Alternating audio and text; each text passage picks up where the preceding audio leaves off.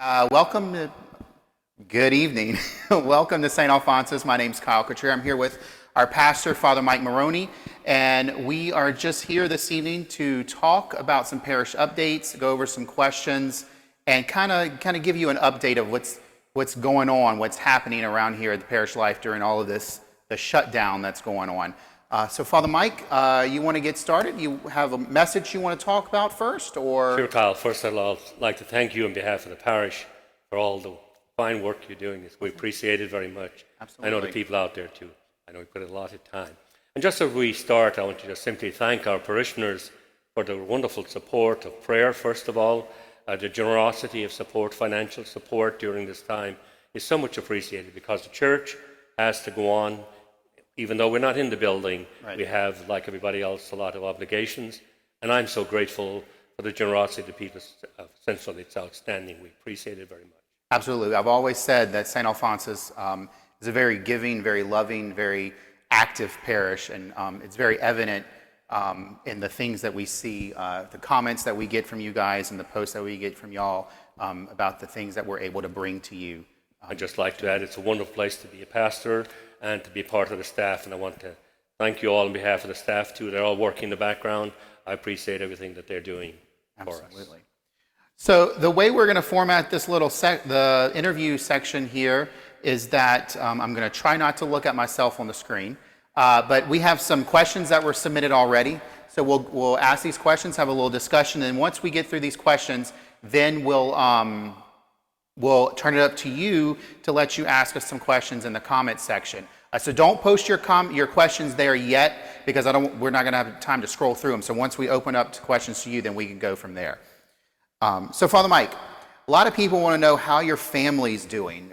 I know they're spread out all over Europe and whatnot. So how's your family doing? My immediate family are doing just like we are. They're following the protocol that we're all following here. My family live in both Ireland and England, and at this time, they're praying for us as we're praying for them. They're doing well. Okay, good. I'm glad to hear that. So you have a lot of extra time on your hands now, right? So how are you spending all of this extra time? Yes, it's not used to it. Obviously, I like to be on the move and like to be doing things, but it's good discipline for me. Learning how to do a little bit more reading, probably some reflection, and certainly I enjoy the moments that we do the Mass and stay away the cross, and just like this evening, and time seems to go fast. Yeah, I can imagine, because you're very active in the different parish ministries, hospital visits, your daily Mass, funerals, other aspects of parish life. So how is this, or is it affecting your ability to, your call to serve? It certainly is. It's very different for me not to be able to visit the hospitals, the nursing homes, to say Mass, even to bring communion to the sick. Our ministers cannot do that either. So it's a big change, but we all know that by following the protocol that's set out for us, we'll pass through this together. Yes, we definitely will. So what do you think your biggest challenge in all of this is? I think that my biggest challenge is not to be able to walk into church and see, congregation. I miss that a lot. I miss the staff not being all in the office. They're working in the background. So for me, it's I get restless, that by nature. And so I have to discipline myself to a new way of doing things.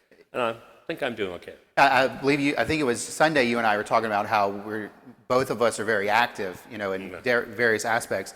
And we shared the idea that I spent all day deep cleaning my house Saturday, and you were cleaning out closets because you had nothing else to do. I've been doing some of that, I think, yes. I think a lot of us are experiencing that right now. It's kind of that we normally don't have time to do things, and we make excuses because I don't have enough time to do this. Well, you know what? Now you have enough time to do that. Adding to that, though, I think I'm blessed in a very real way. I'm living by myself, haven't had an associate for 16, 17 years. So I sympathize with parents and grandparents that are taking care of a lot of kids, trying to put them through school.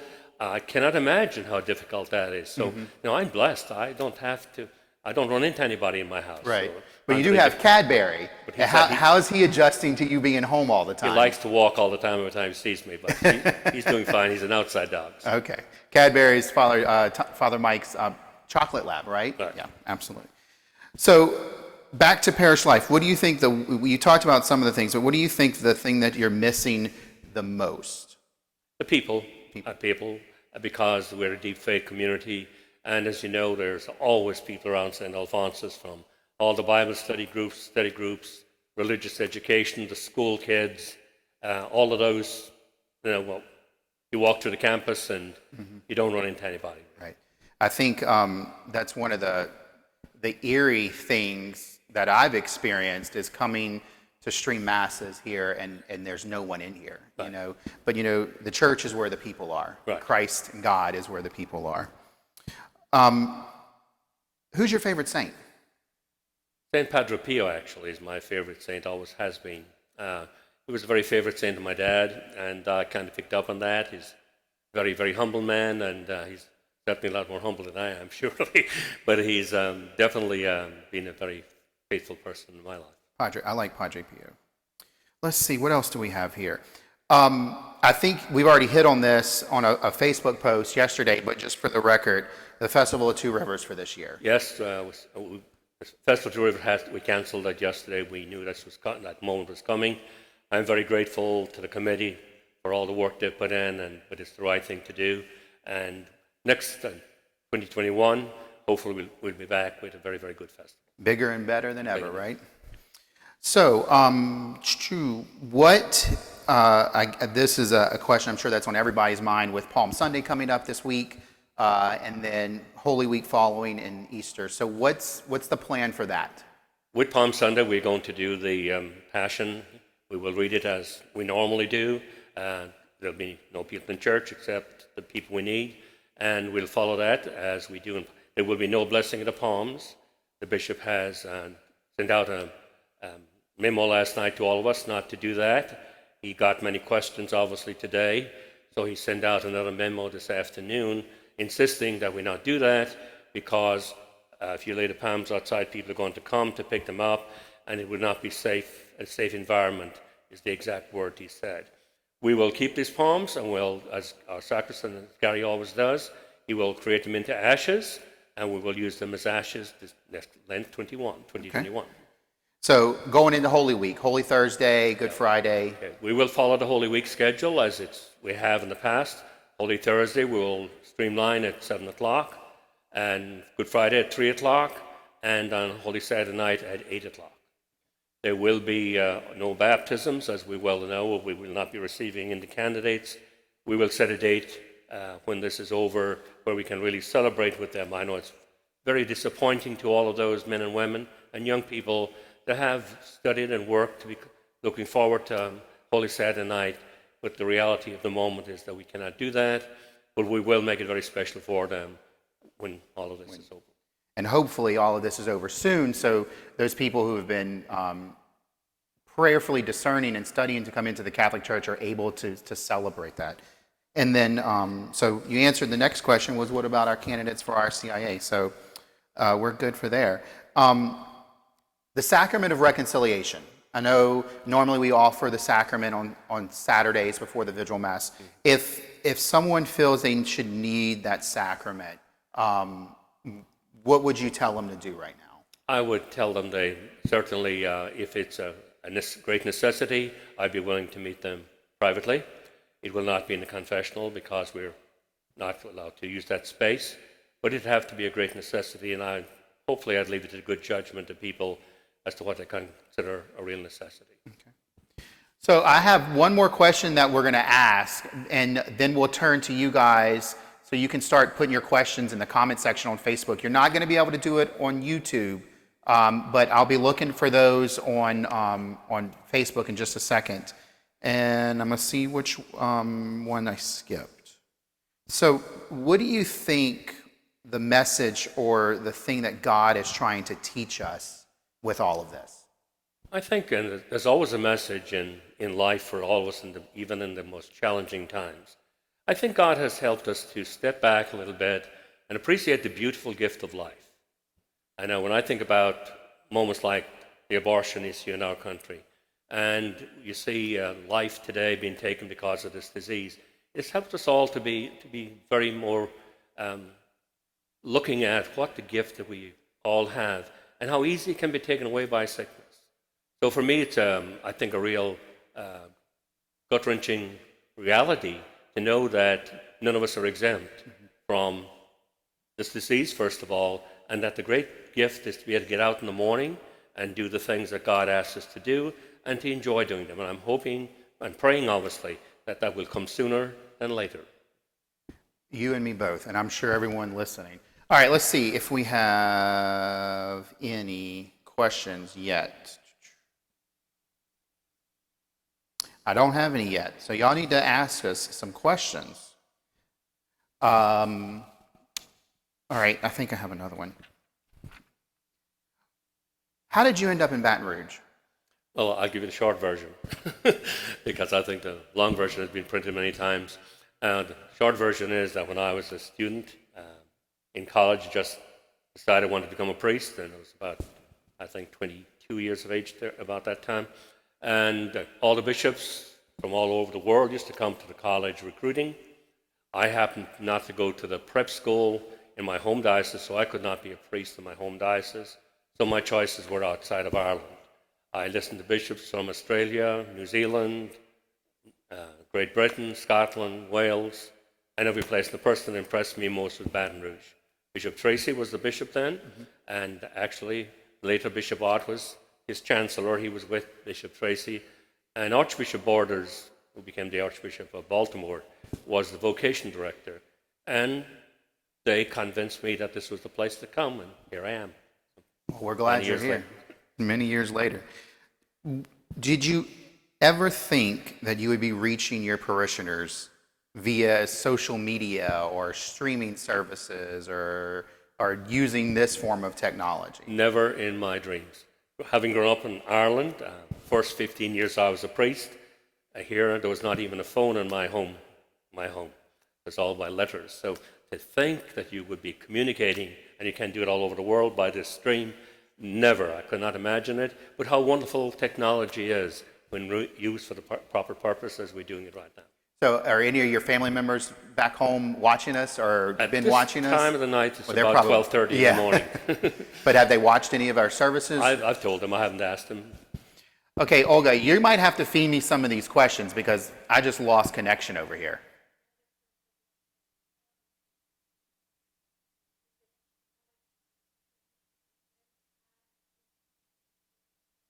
Okay, so are there any particular needs that the parish has at this time that the parishioners can help with besides prayers?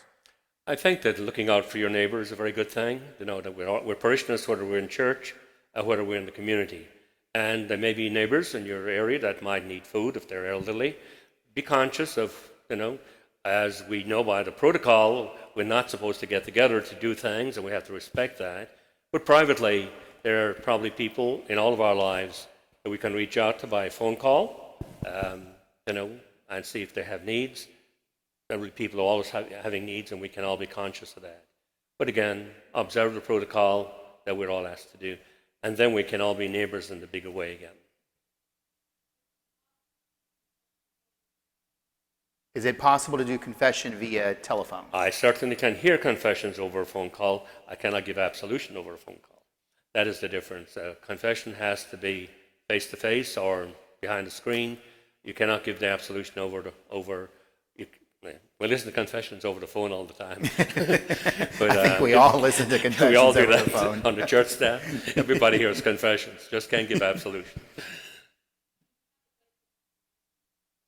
Do we have a date for confirmation The yet? bishop has not set any new dates for confirmation because he has many of them to deal with. I would expect that will be sometime in the fall.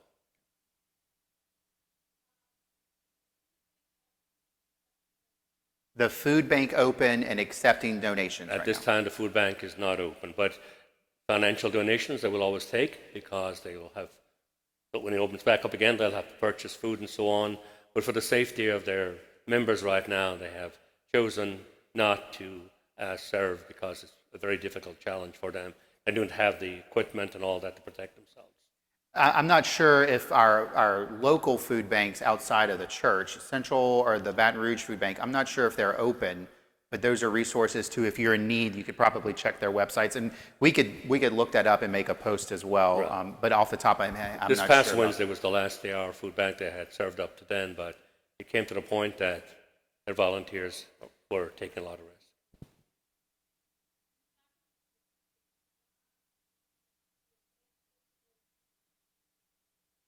So the sacrament of anointing the sick, last rites, can that be done via Facebook or video chat or anything? No, it cannot, because it's a sacrament. It's the anointing with the holy oils.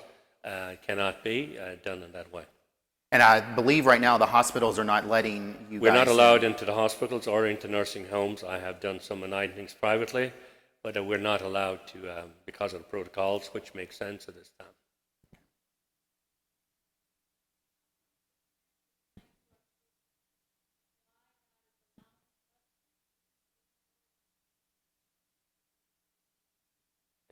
So how can we explain as parents to our children why God is allowing suffering around us and seemingly hasn't answered our prayers? To be human in life means you're going to suffer some in many ways. We suffer disappointments, we suffer tragedies in our lives, we lose family members. We're not going to go through this world without some suffering. And we're in Holy Week, we can look over our shoulder and we see the great sign of suffering coming from the cross. And that's what we are as Christians. We are part of that tradition, and Good Friday and Easter Sunday remind us of the resurrection as well. It also points out to us that even that the Son of God himself was not exempt from suffering. I can imagine having young children in your house during this time can be a very challenging thing with with the media out there and everything that comes out, and they're exposed to that, that it'd be very confusing for young people. And I sympathize with, as I said at the beginning, with parents and grandparents dealing with this every day. As I said, I don't have to deal with that, and I cannot imagine. But I think there's a plus to everything. I think we had come to the point in life where most of our communication was taking place by way of technology, and which we're using now for a very good reason. But I think it has created maybe more bonding between parents and children and grandparents and families. And if that positive thing comes out of all of this, I think we will all gain something. Absolutely. I'm trying to teach my, I'm not going to say her age because she'll hurt me, my Momo to FaceTime, since we've told her she can't go anywhere, and that's been very interesting.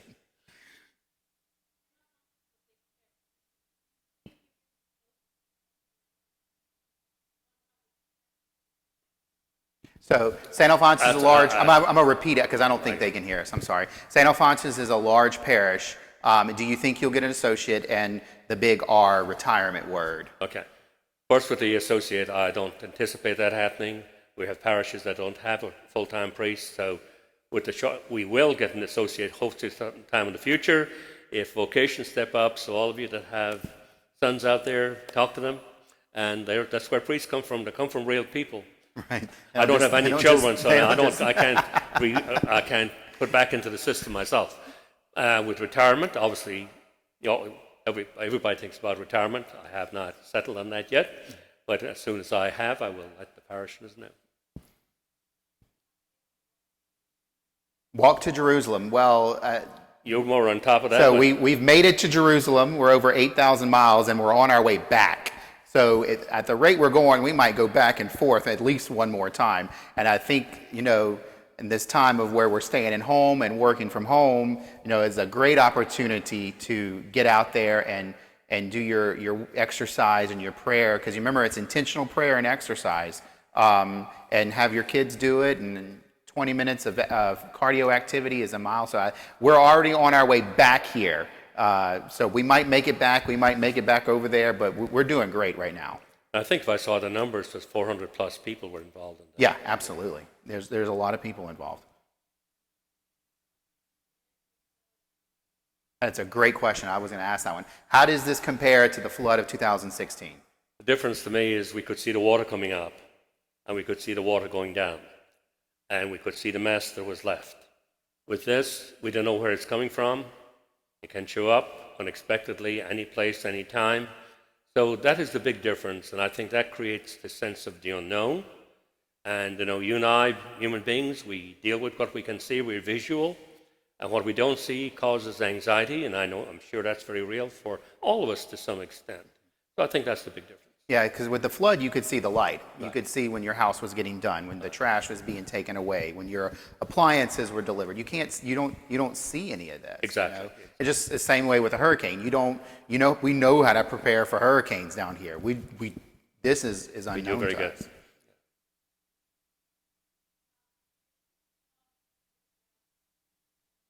So we're going to do the Stations of the Cross service at noon on Good Friday. If we can put it all together, we will. We have a lot to put together for the next number of days. We're going to try really hard. Yes.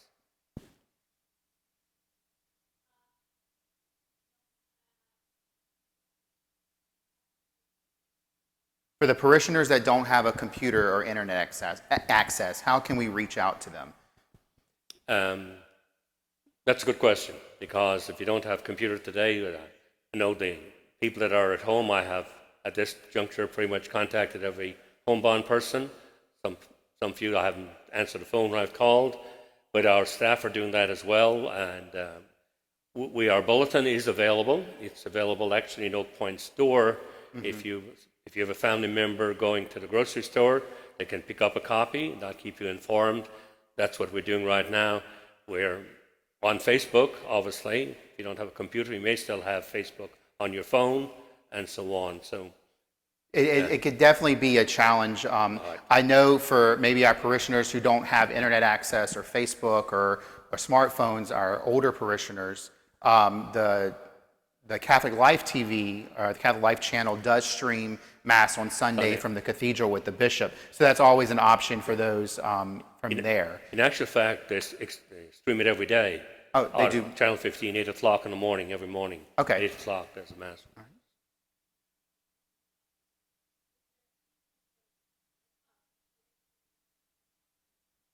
Is there any way for the lay to bless their own palms for Palm Sunday? Like if they were to get a palm for themselves? Anybody can pray a blessing. The blessing that's given to the palms is called a sacramental. There's a rite of blessing for it, but as we bless the food before we eat at the table, you certainly can have a prayer blessing for the palms at your house. There's nothing against that, but we will not be officially blessing the church palms. Right, so it wouldn't be a sacramental blessing. It would right. just be a blessing like you would bless your food. Exactly. Do we have any more, Olga? Okay, so in the sense, we'll cover First Eucharist as well, because RCIA, we talked about first confirmation, so First Eucharist. Yes, First Eucharist is always the Sunday after Easter, has traditionally been for that for us. Again, we not knowing when the church will be open back. As soon as we know that, we will be communicating the schedule. All of those things will be immediate for us as soon as we can get back in church. Until then, we're where we are. And just a reminder, I didn't say this morning when I was talking at Mass that the Way of the Cross will be taking place this Friday night at the usual time, 6:30. Okay, so to go over a couple of things that we have going on, we have a couple minutes left, and I think we don't have any more questions. We'll wait just a second. But our regular scheduled things that we're going to do on Facebook and YouTube are daily masses Tuesday and Friday at 8:30, Divine Mercy Novena on Wednesday at 6 p.m., Right. and then Stations Across Friday at 6:30, right. and then Sunday Mass at 10 o'clock. 10 o'clock. And then we will do Holy Week as scheduled. As scheduled. And all the updates that we have will be posted on our Facebook page and our church website. So make sure you follow those. And I think we have one last question coming in. How will Easter be held? So we've already talked about Easter. So Holy Thursday will be at 7 o'clock. Good Friday we'll have stations at 12, and then the Good Friday service at 3. And then are we doing Easter Vigil? We're doing Easter Sunday. We're doing 8 o'clock. Okay, so we'll do the Easter Vigil at 8 o'clock on Saturday evening. And that will be our Easter Mass. That'll be our Easter Mass. And you can replay it on Sunday. You can morning. replay it on Sunday. Okay. All right, so I think we are almost out of time. We're out of questions. Father Mike, thank you so much for being open to all of this. And I want everybody to know that streaming Mass was Father Mike's idea. He called me and said, hey, can we put Mass on Facebook on Sunday? And he asked me that on, I think, a Thursday if we could do it. But I knew you could do it. When I called you. So what you can't see behind where we're sitting, and Olga's back there working the camera for us today, is that we have a little miniature production studio set up in the aisle of the church. So thank you for allowing us to do this, and thank you, parishioners, and the community as a whole, for inviting us into your home for all of these services. And we hope that through this we can stay connected to you, because it's definitely very weird showing up here and nobody being here, especially coming from people who volunteer a lot at the church, you know. So keep us in your prayers, and we will keep you in your prayers.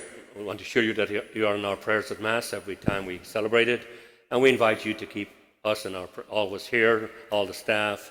It's a difficult time for our staff as well. You know, they work very hard, they do a great job, and very proud of them, and keep them in your prayers, and hopefully sooner than later we'll see you all back here again. Absolutely. Thank you. Have a great evening. God bless. bless.